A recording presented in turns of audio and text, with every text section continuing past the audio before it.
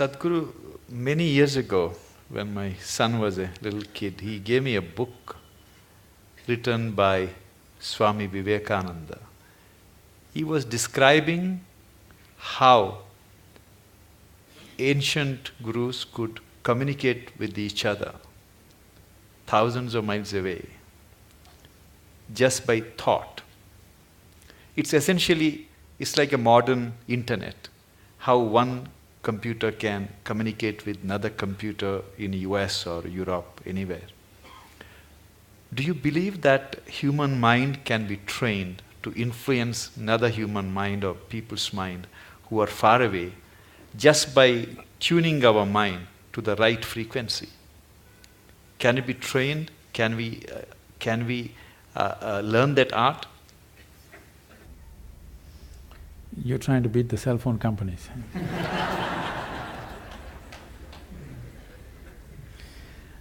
It's not just about the mind. See, when we say mind, the English word mind is only generally referring to only the thought process.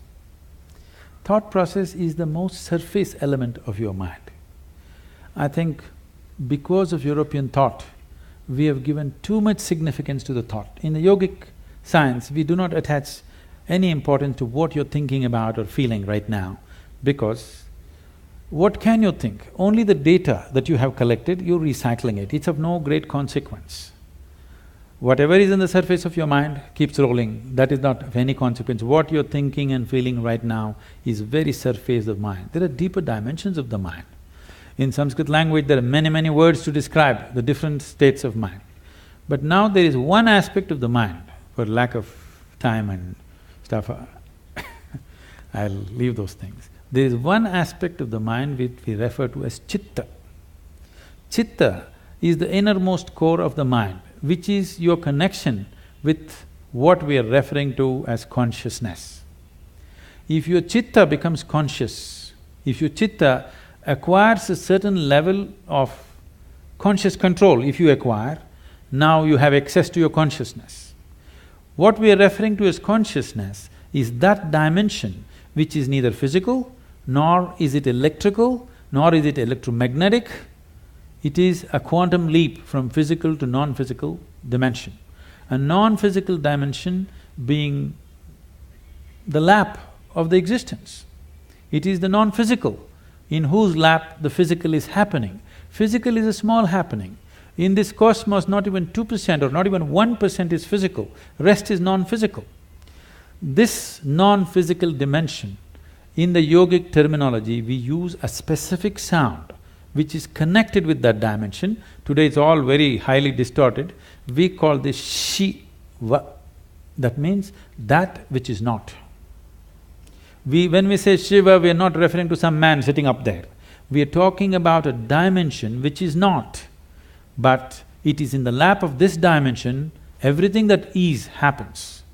So if your chitta becomes even mildly conscious, your ability to not only communicate an idea or a thought, even to deliver something is possible. Physically deliver something is possible.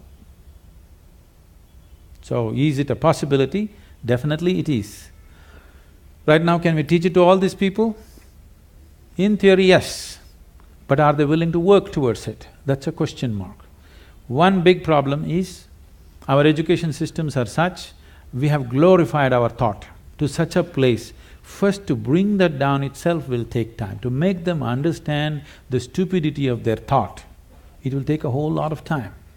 Because everybody thinks they're smart, but actually the smartest thing about most people is their phone.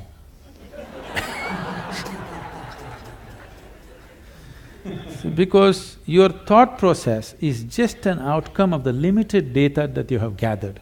It doesn't matter if I have read the libraries of the world, still it is too limited compared to what it is, what the creation is. With all the scientific development, we still do not know how a leaf really works. We do not know how a single atom in its entirety we do not know with all the scientific exploration. So that should be humbling enough for everybody to know that we know how to use things, but we do not know what it is. it will take lifetime of attention to even grasp the fundamentals of what it is. So if people are willing to first of all understand, like the whims of their heart you just dismissed as dumb, okay? If they also understand the so-called smartness of their thought process and emotion is quite dumb, now it becomes easy. It becomes easy to train people that communication it's not like, now I want to generate this thought and give it to you, not like that. Things will happen to you before you think. What is best for you will simply happen to you even before you articulate in your mind. You don't have to ever think what you want to become, how you want to be. Life will just arrange itself. An intelligence beyond what you can contain in this bone box starts working for you, and it'll work. You've heard of Ramanujam and others, just opened a window with their Devi, and he becomes that kind of a mathematician, which is, even today after 1 century, they're still trying to figure out what he said.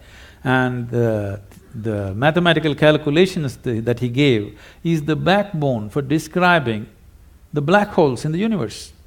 When he was there was no word called black hole, nobody knew there is such a thing. When we say black hole, what we are talking about is the curve of time and gravity, which is something modern science is battling with. He made mathematical background for that. As the curve increases, what is in existence, physical existence, becomes non-existence. So this is what it is when we say yoga.